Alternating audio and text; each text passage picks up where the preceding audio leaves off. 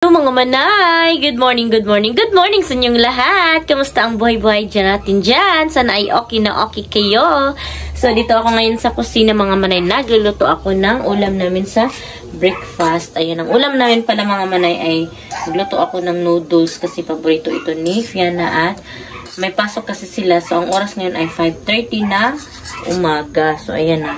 Ano na siguro to? Okay na siguro. So, i-steamer ko yan. Ito, gamitin natin yan para matanggal yung mga tubig.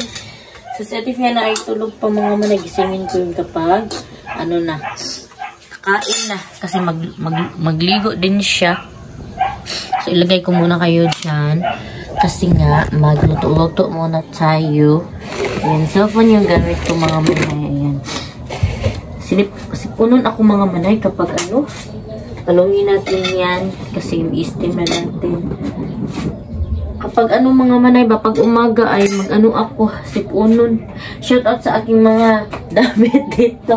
Ito ay tutupiin ko na mga manay kasi kinuha ko na dyan kasi nauga na ba.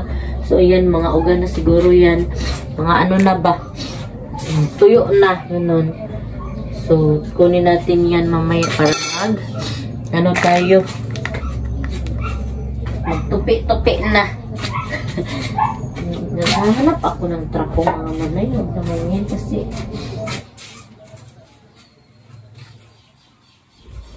kita din ako ng trapo. I-steamer natin ito. Kunin natin yung tubig. Pansit canton lang yung ulam natin mga manay kasi wala na tayong pera. Budget na lang. Tapos magtuyo ako mga manay. Gusto ko yung tuyo mga manay. Isugba ba? Ayan ang i-steamer natin. Sugbahin natin. Ayan ang mga tutupiin ko pa. Gusto ko ng tuyo na sugba out. Ano, ihawin ba kaysa ano iprito. Yan yung buhok ko mga manay. Buo na siya. Alam mo yung mga manay, mas gusto ko tong buhok ko ngayon kaysa ng mahaba. Kasi yung buhok ko parang arrange talaga siya ba. Ang galing talaga ng ano ko kaibigan na magriba ng buhok. Siya kasi nag-ano nito mga manay, hindi kinuripot yung medisina ba. Kasi yung iba siguro kinuripot kaya pangit ang resulta. Ilang araw na pangit na siya. Juted din yung mister ko mga manay. Pero ayan na, alis na siya mga manay. Kasi duty niya ngayon. Kaya ano, naka-impake na siya. Kasi Lunes ngayon mga manay, so ting-duty na niya. Ayan, ilalabas na niya ang kanyang motor. Yung motor niya mga manay, sira ba? Ano siya una, Ayan na si Mr. mga manay. Nag-ano lang si Mr. Nagkape lang at saka kumain ng tinapay. Yun lang ang pamahaw niya. Nilagay ko yung ano dito mga manay. Ingredients ng noodles kasi ano siya tumigas siya ba? Ayan. Tumigas siya parang ano. para yung matigas. Ayan, nag-on na siya. Naglanay na. So si Mr. mga manay umalis na. Hindi siya nakakain. Pero nagkape mga manay. Mix natin ito mga manay kasi magluluto din ako ng ayan mga manay ang nilod. So, ay hindi nyo makita. Hindi nyo makita. Ang oras ngayon mga manay ay alas 6 ng umaga at saka ang klase naman ni Piana ay 7:30. So may 1:30 pa siya para maligo ganun. Tagal kasi siya hindi ko na lang kasi agahan ipagising kasi ma-disturbo, kunti lang yung tulog. Gabi lang makatulog mga manay. Kaya ayan, sulitin na lang ang time sa pagtulog niya. Yan, mix natin para maano yung absorb yung ano niya ingredients. Umalis na lang si Mr. mga manay. Hindi nakakain. Kasi ang super aga niya gumising alas 4. Ako naman nagising alas 5, alas 5:30 ganun. Pero alas 5:30 talaga ako mga manay luluto. Tapos, gising ako, alas 4. Alas 4, gising na. Ano pala ako ngayon? Work from home ako ngayon, mga manay. Baka nagtaka kayo na, ano ha? May, ano ako, hindi ako nakabihis, pantrabaho. Kasi work from home ako ngayon. Hindi sa bahay lang tayo nagtatrabaho, mga manay. Ayun, i-mix natin ito. Tapos, magluto ako ng bulad, mga manay.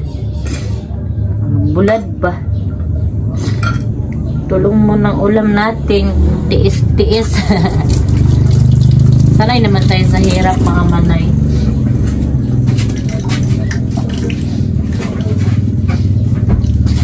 Ayan, oh. Tuyo, mga manay. Ano lang ako nito, isugba ko lang ito kasi mas gusto ko kasi sugbahin kaysa prituhin, kasi prito, mga manay, ma-oily ba.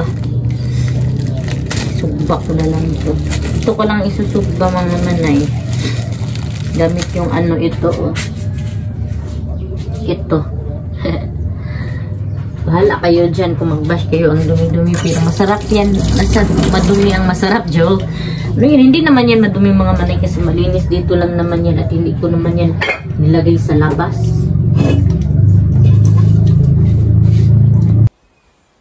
Hello, mga manay. So ayan, si Phyllis ay gising na at may sakit. May ano si Phyllis ba? Samad-samad, mga manay. Ayan, oh. Natubuan siya ng ganyan at saka sa kanyang tiil. Ayan. Kasi na ano siya, mga manay, yung nag-bike-bike ba, tapos nasamad yung ano niya, tuhod. Ayan, na gisi. Pagkaon na, be. Dito siya kumain, mga manay. Sinuod ng TV at kakagising lang. Kasi Ate Fiana naman, mga manay, ay hindi nakapag-school. Ginising ko siya kanina, naka-uniform na, pero hindi siya nakapag-school kasi ano, masakit daw ang ulo niya, kaya mamaya na lang daw siya udto tanghali punta sa school. So ayan naman ako, ano pa ako dito sa bahay, hugas ng pinggan, mga manay. Ayan, hugasin natin at maglinis din ako. Ano tayo dito, maglihok-lihok tayo sa bahay kasi wala tayong katulong, so kailangan maglihok-lihok. Hello, mga manay. So isusugod ko muna si Phyllis sa hospital, mga manay, kasi ipatimbang ko siya. Kasi, mga manay, yung anong ba, yung samad niya, mga manay, na nawori na naman ako. Ayan, mga manay. Ayaw, babe. Ayaw pagpagahi, babe. Ayan, at saka sa tuhod niya, mga manay. Ayan. Ni ano ko na siya. Niliguan ko na siya. Sa ako na dayon. Hindi na lang ako magligo, mga manay, kasi malangan na. At iwanan pa na ako ni. So magbihis muna ako. Punta na kami ng hospital, mga manay. Kaya nagtipid ako, mga manay. Hindi na ako nakatipid. Kung kailan ako magtipid, ganun may mga gustusin. Ganun talaga ang buhay. So bili tayo ng patimbang ko muna si Phyllis doon sa community kasi wala tayong timbangan. Tapos, ayo, ibundak, be. Ayo, ibundak. Sinabihan ko si Phyllis, di magbundak-bundak, mga manay, kasi yung puntahan namin, hindi siya malak kapag hindi siya i-push ng masyado. So, yun, pag helmet na, be, punta kami ng hospital kasi itimbang pa namin si Phyllis at maghingi ng resita ng ano, tambal niya, mga antibiotic, kasi mga manay. Mahal kasi yung antibiotic. Diyos ko. Kaya, tayo. Sige na lang. Di na, be, dito na agi, be, oh. Dito sa kusina. Dito na kami, mga manay, sa hospital. Yan, dito kami sa emergency room at magtimbang. Hala, hindi man ako marunong magtimbang nito. Ayan, oh. Timbangan, wala, may bantay dito, eh. Wala saan makapagtimbang, be. Ayan, magpa-assist kami, mga manay. Tungtong, Phyllis.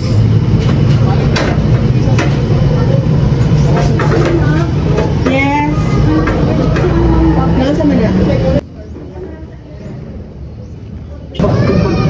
Guba?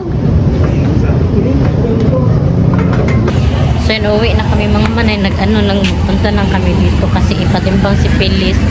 Ay, ang kanyang gamot mga manay ay ipa. Ano ko lang ate mga manay paresita para bilhin na. So ang antibiotic nasa 800, 700 ganun mga manay. So magtipid tayo, makagasto na naman. Ganun talaga mga manay para ma-save din si Phyllis. Dito na yung resita mga manay, 2 bote daw. Naku, mahal pa naman ito kasi antibiotic. So isang bote na lang muna yung bilhin ko. Tapos mangutang na lang siguro muna ako ng pera sa aking sister-in-law. Wala pa kasi akong sahod mga manay kasi yung sahod ko ay pizza 15. Tapos yung sahod ko kasi hindi ko kasi ma-withdraw kasi sinib ko. Kaya ayan, wala akong pera ngayon. So yung pera kasi ni Mr. ubos na. So ngayon maghahanap muna ako at mangutang. Siguro yung pangalawang bote ay hanapan ko ng paraan para makakita ng kanyang pambili ng gamot ni Phyllis kasi nga antibiotic tong mga manay. Ayan. So punta muna ako ng Mercury. Hindi ko na lang siguro kayo isama mga manay. Pagbalik ko na lang, pakita ko sa inyo yung gamot niya. Hello mga manay. So ayun na yung si Falixen mga manay. Naghingi na lang ako doon sa center. Buti na lang ay meron sila mga manay. So 43 ml daw ang ikuan. Ako na yung mag-mix mga manay kasi sabi ng center na wala silang distilled water. So ako na lang daw. Pwede naman daw yung water sabi ng ano ko sister-in-law. So yun, i-mix-mix na natin.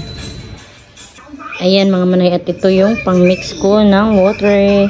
So 43 ml daw, maging para na tayong instant nurse nito. I-mix ko na mga manay. Naglagay na ako na yun, na ako maabre. Ay, Diyos ko. Lagi ano eh.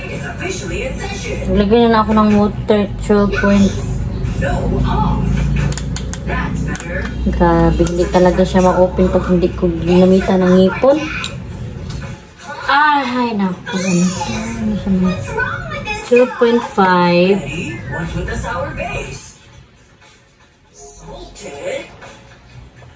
Wow.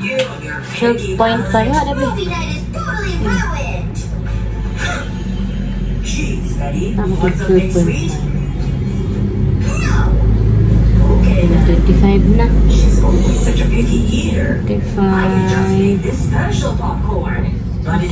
na. 25 ml na siya. Tapos, i-oats ko muna mga manay ha.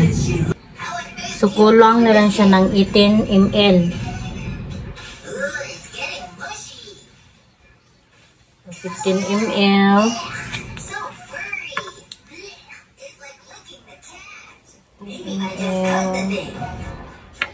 3 ml lang dayon.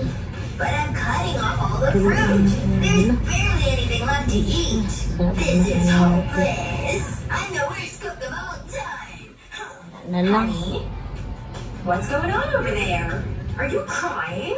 The Kiwi hates me. 3 ml. Oh, well, we can fix that. Okay. See this? Take your knife and cut it this way. Then cut that half in half again. And do it to the other side too.